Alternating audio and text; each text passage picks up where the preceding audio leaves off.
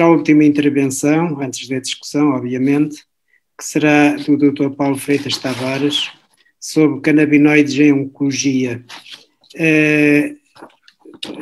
Paulo Freitas Tavares é hematologista, também tem uma larga experiência na utilização no tratamento de tumores, nomeadamente da área hematológica, mas não só, e também tem uma larga experiência já agora em canabinoides, de maneira que estamos à espera de ouvir, não é? E para já está ali rodeado de uma boa plantação de cannabis. Ok, portanto, Paulo, avança. Obrigado por teres aceito o convite. Ora, boa noite a todos. Espero que me estejam a ouvir. Eu queria começar por agradecer à organização deste webinar e louvar a iniciativa de este assunto ser discutido dentro da Ordem dos Médicos, que é de facto o local apropriado para o fazer. Eu aqui neste meu slide da apresentação introduzi aqui também o meu canal do YouTube. Não é que eu esteja à procura de um grande número de subscritores para me tornar um influencer, mas eu tenho algumas apresentações sobre cannabis destinadas ao público em geral, em outras situações, e portanto, quem tiver curiosidade pode ir consultar essas minhas exposições. Aqui, na Ordem dos Médicos, e falando entre colegas, vou ter um discurso pronto, talvez menos adequado ao público em geral, embora isto esteja a ser transmitido live no Facebook, mas mais um discurso centralizado na medicina. Começar por lembrar que aquilo que caracteriza o género cannabis é um caule extremamente fibroso e com fibras de grande qualidade e que, precisamente, esta planta é originária da Ásia Central e começou a ser utilizada na China para fazer papel e tecidos há cerca de 8.000 anos. E depois, a partir da China, foi se espalhando para o Norte da África, para a África subsaariana, entrou na Europa a partir da Turquia e depois para a América do Norte e a América do Sul. Ora bem, dentro do género cannabis, nós temos na natureza 3 variedades, que são a sativa, a índica e a ruderalis. Esta ruderalis, mais conhecida como cânhamo em português, tem um conteúdo muito baixo de THC, portanto não tem praticamente efeitos psicoativos e o seu cultivo é livre e até estimulado com fundos europeus há muito tempo. Utiliza-se precisamente para fins industriais, para a fabricação de fibras, para cordas, para tecidos. Há quem fale, inclusivamente, que as descobertas portuguesas, os descobrimentos não teriam sido possíveis sem a cannabis, visto que todo o cordame e velas das embarcações foram feitas com cânhamo, precisamente.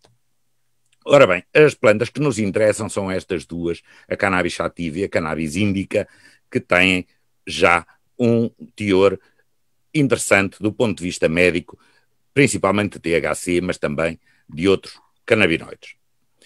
Quando nós olhamos para uma flor destas plantas, vemos este aspecto nevado e que, se virmos com mais ampliação ainda, vemos que são estes organelos que estão principalmente nas flores, que são os tricomas, onde a planta sintetiza e armazena os canabinoides. Ora bem, o professor Fonte Ribeiro falou inicialmente e mostrou um slide de um óleo de 50 euros do celeiro de sementes de cannabis sativa. Ora bem, as sementes não têm canabinoides nenhum. Os canabinoides são produzidos pela planta. Um óleo de sementes tem tanto interesse como um óleo de girassol. O que interessa é a planta, particularmente as flores e estes tricomas. Estes tricomas, depois a planta é seca, estes tricomas ficam com este aspecto acastanhado. Isto são as flores, as inflorescências secas, que em Portugal chamamos de marijuana, mas que quem viveu em Angola lembra-se do nome de liamba, e no Brasil é conhecido pela maconha. E estes tricomas separados e depois comprimidos dão esta pasta que é conhecida como haxixe em todo o mundo. Isto são os 2 produtos com interesse quando falamos em cannabis. Atenção, estamos a falar de planta inteira, a planta que se cultiva e que depois pode e deve ser consumida. Estes canabinoides que estamos a falar, fitocannabinoides, portanto, os presentes na planta, têm várias famílias. Cada uma destas famílias tem numerosos compostos. Isto não terá grande interesse, mas ter a noção de que existem vários compostos químicos com ações fisiológicas diferentes dentro da planta cannabis. Quais são os problemas maiores que temos em oncologia relacionados com a cannabis? O grande problema é a náusea induzida pela quimioterapia. Hoje em dia há medicamentos bastante eficazes para combater essa náusea. Temos os inibidores do 5-HT3, temos os inibidores da neuroquinina, os aprepitans e similares, temos os corticoides, temos a cloropromazina, enfim, há uma série de fármacos na farmácia disponíveis que, de facto, particularmente o aparecimento dos inibidores do 5-HT3 veio revolucionar a quimioterapia. Eu ainda me lembro do tempo, há 30 anos atrás, quando não haviam estes fármacos modernos, que havia doentes que faziam um ciclo de quimioterapia e a seguir diziam que preferiam morrer a fazer o ciclo seguinte, porque de facto a náusea da quimioterapia é extremamente violenta. Ora, estes medicamentos modernos que temos hoje resolvem 90, 95% da náusea. Não é em 95% dos doentes, é 95% da intensidade da náusea, mas não resolvem os 100%.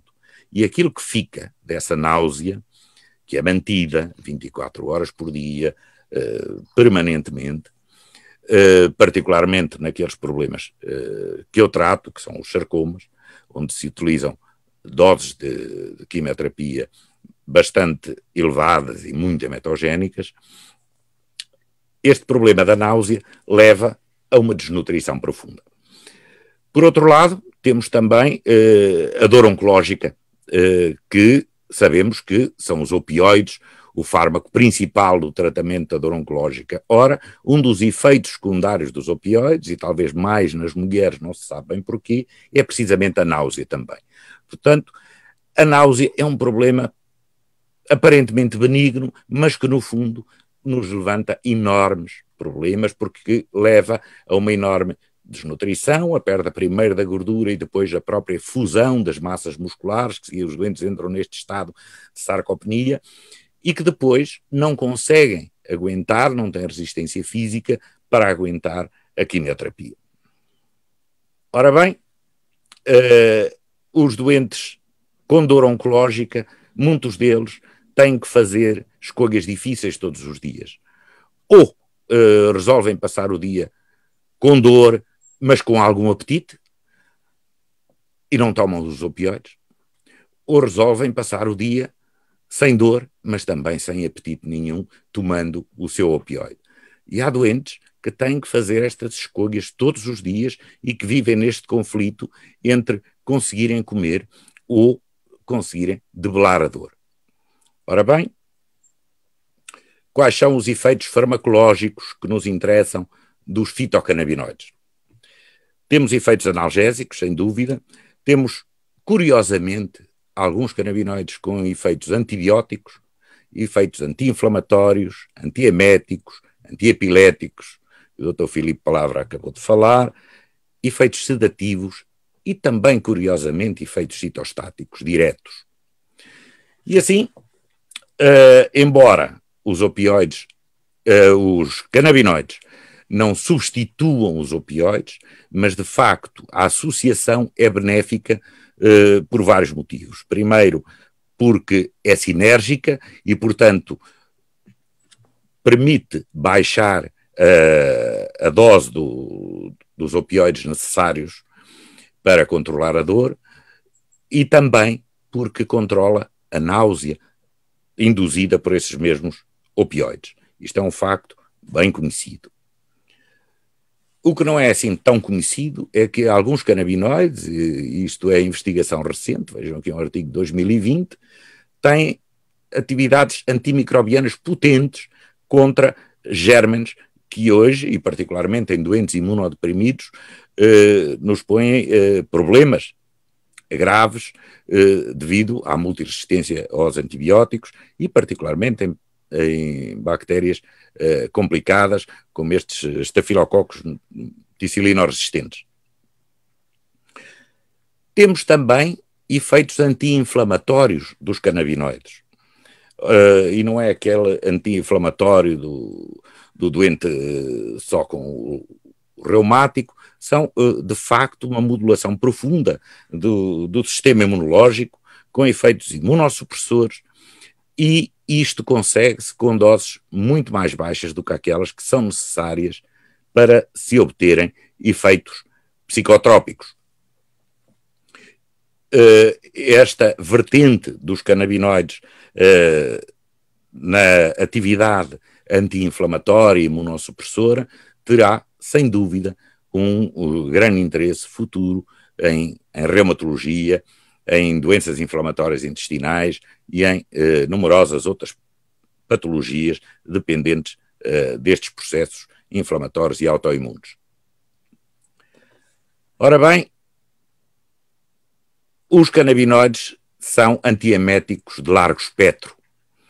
E isto, eu descobri isto, por acaso, há 30 anos atrás, quando tinha um doente epilético, um jovem de 20 e poucos anos, com sarcoma, com osteosarcoma, que ia começar a quimioterapia, e ele contou-me na primeira abordagem que tinha conseguido deixar de tomar antiepiléticos e deixar de ter crises epiléticas fumando 2, 3 charros por dia.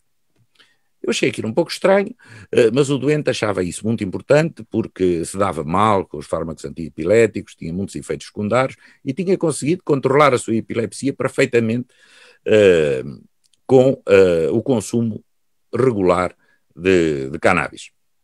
E então eu acedi, e nesse tempo as coisas eram diferentes, há 30 anos atrás, todas as mesas de cabeceira dos doentes nos hospitais tinham cinzeiros, nós passávamos visita e os doentes cravavam-nos tabaco, era um mundo um pouco diferente, e eu acedi a isso, e o doente passou a fumar a sua cannabis, que fumava habitualmente, durante a quimioterapia. Durante os ciclos de quimioterapia, em que a maior parte dos doentes estavam a vomitar, estavam terrivelmente mal dispostos, não comiam, não bebiam nada, este doente comia alegremente. Ele atacava frangos assados com enorme apetite, comia a refeição dele e às vezes perguntava se o colega da cama ao lado não queria e comia a refeição do colega da cama ao lado.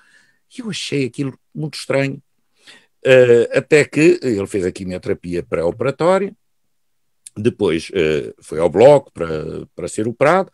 Os anestesistas recomendaram para não consumir a cannabis na véspera, nem no dia da cirurgia, nem consumiu depois no recobro, e aí teve, quando voltou à enfermaria, uma crise epilética violenta que já não tinha há muito tempo. E foi tratado, pronto, com o Rivotril em emergência, e depois ele recomeçou o seu consumo de cannabis e não voltou a ter mais crise nenhuma. Ora bem, já que o doente, consumindo regularmente a cannabis, não demonstrava nenhum sinal de enjoo com a quimioterapia, eu experimentei, sem dizer nada ao doente, fazer um ciclo de quimioterapia sem nenhum antiemético. Pronto, tínhamos os antieméticos disponíveis se o doente começasse a vomitar, mas fiquei a observar e reparei que não havia emese nenhuma e o doente continuava alegremente a comer, e quando questionado se não estaria enjoado, ele diz que não sentia nada, que era fome. Ora bem, este doente estava a fazer quimioterapia, e isto, quem percebe alguma coisa de oncologia vê o alcance disto, com platínio numa dose de 160 miligramas metro quadrado.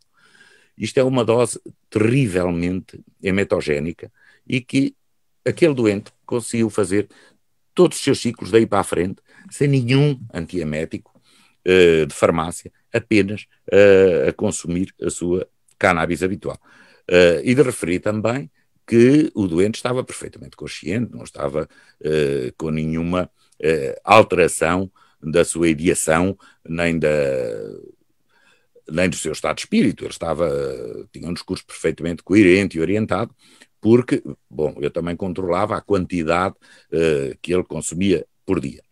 Portanto, é possível, de facto, termos uma dose antiemética que não dá qualquer efeito psicoativo, mas que mantém os doentes sem enjoos e a comer durante os ciclos de quimioterapia, e isto é extremamente importante. Sobre isto não vou falar, mas realçar que já temos, de facto, evidência de classe 1 de que os canabinoides são eficazes na epilepsia. Este doente já tinha descoberto isto há 30 anos atrás, mas agora temos, de facto, evidência científica disto, e o Dr. Filipe Palavra já extensamente falou sobre o assunto. Ora bem, os canabinoides são também sedativos. Isto, enfim, parece um bocadinho... para quê falar nisto? Falar nisto porque os canabinoides são extremamente seguros, por um lado, e porque a maior parte da população mundial, neste momento, pelo menos nos países civilizados, anda de facto drogado, com sedativos de farmácia, com efeitos secundários, e que não são tão inócuos como isso, particularmente em termos de acidentes rodoviários. Temos aqui os medicamentos de farmácia, temos aqui o álcool, e temos aqui a associação de álcool com medicamentos de farmácia, que é o grande perigo. Quem é contra a utilização da marijuana diz que é muito perigosa em termos de acidentes de tráfico. Obviamente que um doente que esteja a consumir marijuana deve evitar conduzir, deve evitar manejar motosserras, enfim, fazer coisas perigosas, mas o risco, de facto, no mundo real, isto é um estudo da Universidade da Colômbia, o risco, de facto, é muito pequeno quando comparado com todas as outras substâncias que as pessoas ingerem e que não têm problemas nenhuns. As pessoas que tomam Xanax conduzem e acham que fazem muito bem, quando, de facto, se consumissem marijuana, conseguiam um efeito sedativo, talvez melhor, e com menos efeitos secundários e menos acidentes. Temos na Universidade de Madrid esta professora Cristina Sanches, que há muitos anos investiga os efeitos citostáticos dos fitocannabinoides. Ela tem cá vindo algumas vezes a Portugal, já fez cá algumas conferências, e o que é que ela descobriu? Descobriu primeiro in vitro que há alguns canabinoides que conseguem, em culturas celulares, diminuir o crescimento dos tumores. E depois também estudos in vitro em que ela constatou que canabinoides inibem a angiogênese e diminuem a metastização dos tumores, ou seja, efeitos citostáticos diretos dos canabinoides. Ela trabalha, obviamente, para poder publicar em revistas indexadas com substâncias puras. Ela usa só o THC, só o CBD, enfim, só os canabinoides puros. E tem apresentado esses estudos. E uma vez numa conferência dela, que eu estava a assistir, perguntei-lhe diretamente, no período de perguntas e respostas, porque é que ela não experimentava o óleo total da planta. E ela disse-me porque isso não é possível depois de publicar, porque um óleo que eu arranjo hoje não é igual ao óleo que eu arranjo amanhã. E isso baralha-me tudo, e depois os trabalhos não teriam validade científica. Mas eu, de facto, já experimentei isso, e aquilo que constatei é que quando uso o óleo total da planta, os efeitos são muito maiores do que a simples adição dos efeitos dos canabinoides separados. Há uma sinergia enorme entre os vários canabinoides e, de facto, o efeito é espetacular quando se usa o óleo total da planta em vez dos canabinoides isolados. Ora bem, outra coisa que temos que levar em mente quando discutimos estas coisas é as ligações profundas, e aqui a cannabis tem de facto aquele receptor CB1 no sistema nervoso central e os CB2 no sistema imune, mas há ligações muito profundas entre o sistema nervoso central e os órgãos linfóides. Há inervação direta de gânglios linfáticos e, de facto, com associações, portanto, anatómicas, que nos comprovam cientificamente a ligação entre o cérebro e o sistema imune. Todos nós temos ideia de que, bom, há psiquiatras mais radicais que dizem que o câncer é um desejo inconsciente de morte, eu não vou tão longe, mas que, de facto, o ânimo da pessoa e a vontade de vencer a doença e o espírito de luta, que são muito importantes no sucesso da terapêutica oncológica, é um facto, e que, por outro lado, as citocinas produzidas pelo sistema imunológico atravessam a barreira hematoencefálica e influenciam funções e comportamentos que se destinam a manter a homeostase na resposta às infecções. Nós, por exemplo, quando vemos que as pessoas, quando estão com síndromes gripais, têm tendência a ficarem quietas, a agasalharem-se, tudo isso são alterações ditadas pelo cérebro em resposta a infecções, e tudo isto são mecanismos selecionados para combater e para melhorar a resposta às infecções. Ora bem, portanto, os canabinoides atuam simultaneamente no sistema nervoso central e no sistema imunitário, e através destas duas ações, ativando os receptores devidos, é que eles exercem os seus efeitos farmacológicos. E aqui muita gente fala em que é necessário fazer ensaios clínicos, e aqui depois, no período de perguntas e respostas, podemos discutir um pouco mais isto, mas eu quero passar muito claramente o que é que eu penso sobre isto. O ensaio clínico tem como objetivo avaliar a eficácia e a segurança do medicamento para ele depois obter um AIM, uma autorização de introdução no mercado. Mas atenção, que é uma substância e, na maior parte das vezes, uma molécula. Com o óleo de cannabis não é isso que acontece. Ora bem, quanto à eficácia, o que é que sabemos da cannabis? Sabemos que há milhares de anos que a sua eficácia em variadas situações é reconhecida, quer no aspecto antiemético, quer no aspecto anti-inflamatório analgésico, quer no aspecto de estimulação do apetite. Isto é conhecido há milhares de anos. E os resultados são reprodutíveis em todo o mundo. Aquilo que eu fiz com aquele doente há 30 anos atrás, de eliminar os antieméticos da tabela, qualquer médico em qualquer hospital do mundo pode neste momento experimentar, porque se o doente estiver a consumir uma cannabis de qualidade, vai constatar que ele de facto não tem vômitos, não tem náusea com a quimioterapia, e isto é reprodutível em todo o mundo. Ou seja, a eficácia está mais do que documentada, não é necessário nenhum ensaio clínico para documentar a eficácia de uma coisa que se conhece há milhares de anos. Quanto à segurança, a segurança da cannabis é muito grande. De facto, tudo é tóxico, até a própria água tem uma LD50, mas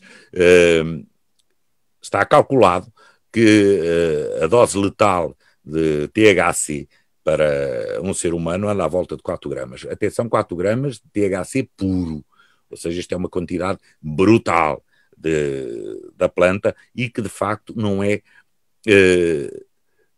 possível de conseguir, seja por consumo oral, seja por fumar, seja por vaporizar, não é possível atingir este valor de 4 gramas, que é a LD50 da cannabis, ou seja, é uma substância extremamente segura. Não é preciso nenhum ensaio clínico, porque isto é conhecido há milhares de anos também, e, de facto, não há notificação nenhuma de nenhuma morte por overdose de cannabis. Quanto à autorização de introdução ao mercado, nós temos, felizmente, em Portugal, uma lei. E a lei não vem de governos, não vem de ministérios, não é um decreto nem uma portaria, é uma lei que emanou da Assembleia da República e que veio por completo cilindrar qualquer necessidade de uma AIM. Porque a lei é uma AIM. A lei veio legalizar a utilização medicinal da cannabis, queira o Infarmed, o Ministério da Saúde, a Direção-Geral, ou não queira, a cannabis está autorizada a ser utilizada em Portugal por uma lei da Assembleia da República. E, portanto, se nós temos a eficácia comprovada, a segurança comprovada, se está autorizado por lei a entrar no mercado, obviamente que, na minha perspectiva, não são necessários quaisquer ensaios clínicos. E então o que é que vamos administrar ao doente? Ao doente vamos administrar aquilo que está na lei. A lei fala em cannabis e a forma melhor, não vamos dar as flores para a mão, vamos dar o óleo total da planta, que hoje em dia se extrai por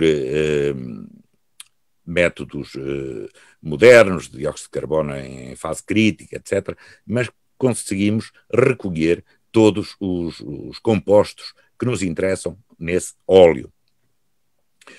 Particularmente feito, obviamente, com as flores, que é a parte da planta que tem a riqueza em canabinoides. Mas, antes de administrarmos esse óleo, temos que ter uma análise, e aqui contamos com as faculdades de farmácia para nos fazerem estas análises, que nos vão dizer o que é que está naquele óleo em termos de canabinoides, em termos de terpenos, e também, e isto é fundamental, em termos de eventuais contaminantes, como pesticidas, metais pesados, resíduos de solventes, e também análises microbiológicas para bactérias e para fungos. E só depois de termos esta análise certificada por uma faculdade de farmácia é que esse óleo total da planta está em condições de ser administrado ao doente. Ora bem, e o que é que vamos encontrar? Vamos encontrar que em cada colheita estes conteúdos vão ser diferentes, porque a cannabis não é uma molécula como é uma ampicilina, é uma mistura de várias moléculas. E como é que vamos administrar? Como todas as substâncias lipossolúveis, a via retal não serve, a via retal só é boa para substâncias hidrossolúveis. A via injetável também não é uma grande ideia. A grande via de administração aos doentes deve ser a via oral. Não podemos negar que existe também a via inalatória, todos nós sabemos isso da nossa juventude, e que alguns doentes preferem-na, quer sob a forma de fumar, e os médicos não devem aconselhar os doentes a fumar, mas principalmente hoje em dia com dispositivos de vaporização, que não têm os efeitos deletérios do fumo, e que alguns doentes preferem, e, enfim, teremos que dar alguma latitude para que eles possam usar também esta via, porque já experimentaram a via oral e preferem a via inalatória. Em relação à via oral, a via inalatória tem um início da ação mais rápido e também um fim da ação mais rápido. A via oral tem um início da ação mais lento, só que a ação estende-se no tempo durante mais tempo. Ora bem, complicando um pouco isto, cá estamos a constatar que há muitas centenas de compostos dentro perdão, do óleo da cannabis, dentro da planta. E não só fitocannabinoides, como terpenos e outras substâncias. E para complicar isto, temos esta expressão de quimiotipos. E o que é isto? Isto tem a ver com cada colheita de cannabis é diferente de outra colheita. Pensemos, por exemplo, no vinho do Porto. Não é? Se alguém quisesse fazer um ensaio clínico com o vinho do Porto, ia usar o vinho do Porto de que Casa Agrícola, de que adega, e depois ia usar o quê? Um vintage, a colheita de 1900 e quanto, e depois como é que estes resultados seriam comparáveis ou seriam extensíveis a outros vinhos do Porto? Não eram, de forma nenhuma, porque de facto, tal como o vinho do Porto, a cannabis é um produto da agricultura e tem esta questão dos quimiotipos, porque as plantas defendem-se do meio ambiente produzindo estas substâncias, porque as plantas não se locomovem, não é? Um animal, se estiver num mau ambiente, foge, muda de ambiente. Uma planta está ali, presa pelas suas raízes, e tem que produzir substâncias para se defender das coisas, do pH do solo, da temperatura ambiente, das horas de exposição solar, da presença de geada, de vento, tudo isso. E, portanto, E depois a seleção natural encarrega-se de selecionar os genes da planta mais adaptados para aquele tipo de condições climatéricas e de terreno.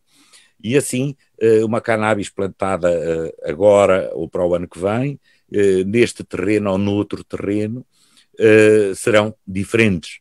E isto é importante ter em mente.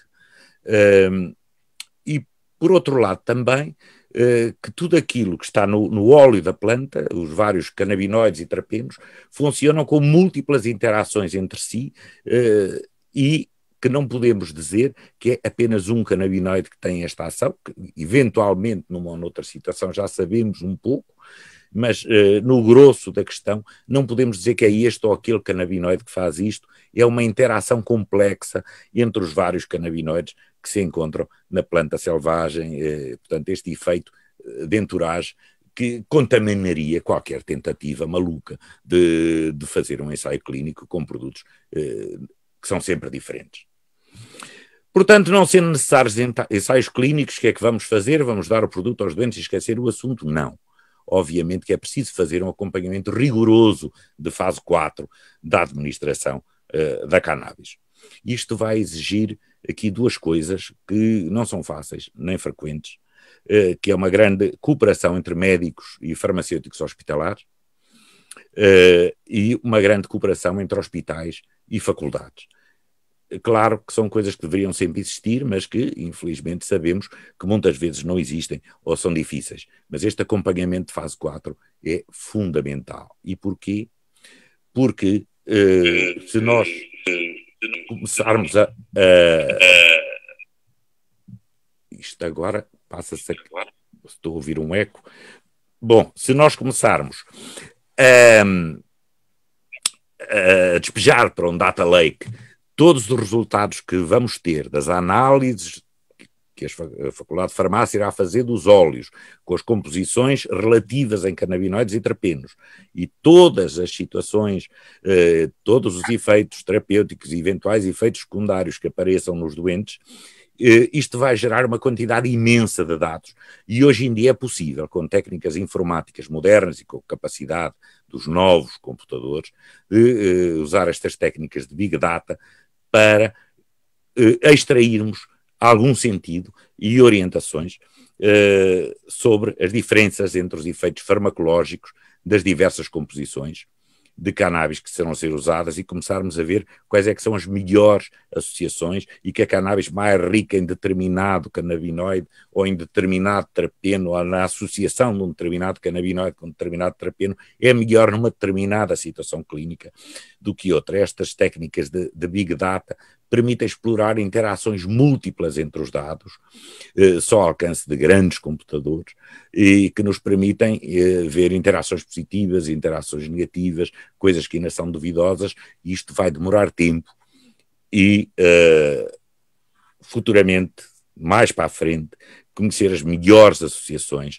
para cada situação clínica, e isto pelas tais técnicas de Big Data que irão trabalhar os dados recolhidos por a tal vigilância de fase 4 da administração da cannabis medicinal.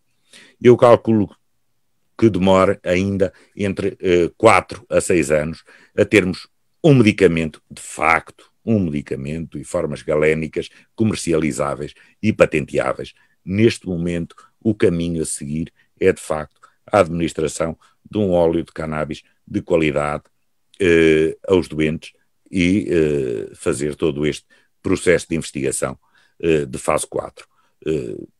E, portanto, este negócio da cannabis está longe, mas podemos e devemos começar a administrar cannabis aos doentes rapidamente.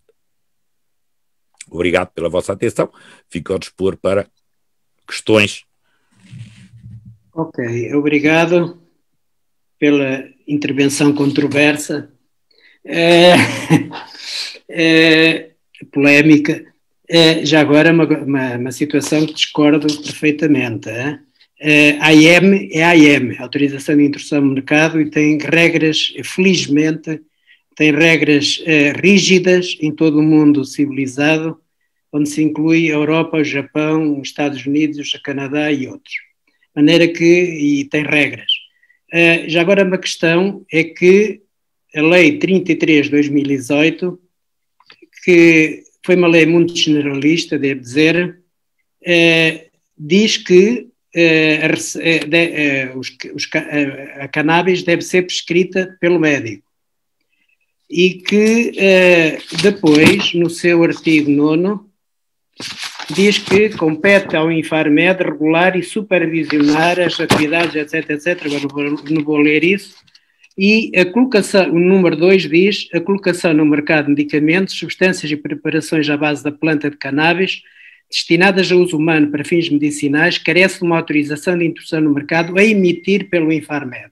Portanto, o Infarmed, perante os documentos entregues, tem de emitir uma AIM. Claro que depois a lei, o decreto, isto é a lei da Assembleia da República, depois o decreto-lei, no seu artigo 17º, alterou um bocadinho as coisas, e que eu acho que não podia, porque a lei é superior ao decreto-lei, isto não faz sentido, mas enfim, é o que temos. Diz que no número 5, a prescrição é realizada eletronicamente de acordo com as normas relativas à prescrição de medicamentos e produtos de saúde, devendo ser adaptadas em função do disposto no presente decreto-lei.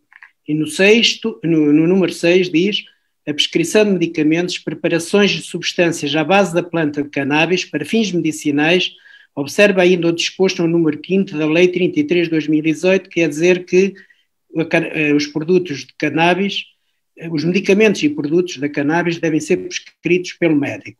Eu estou a ler a lei e o decreto-lei por uma razão muito simples. É que houve imensas questões sobre este aspecto ao longo das 4, até da primeira intervenção, sobre isto. Isto é, a lei e o decreto-lei é muito claro e que diz que os medicamentos e os produtos cannabis são prescritos pelo médico. Se não é assim, bom, isso aí é outra questão do Estado português, como é óbvio, está bem? Agora, eu queria agora há várias questões que foram postas, mas há uma que é quase transversal a tudo, e eu fazia a pergunta ao Paulo Tavares, que é o que tem experiência prática na prescrição da cannabis, que tem havido uma pergunta sistemática, o médico, eu li isto porque foram muitas questões a dizer quem é que prescreve cannabis? Prescreve o médico, ponto, segundo a lei. E agora a questão eles dizem, então mas como é que obtemos a cannabis? Também é verdade que a lei e o decreto-lei diz que é na farmácia, mas a farmácia tem cannabis para ceder qual? A questão é essa.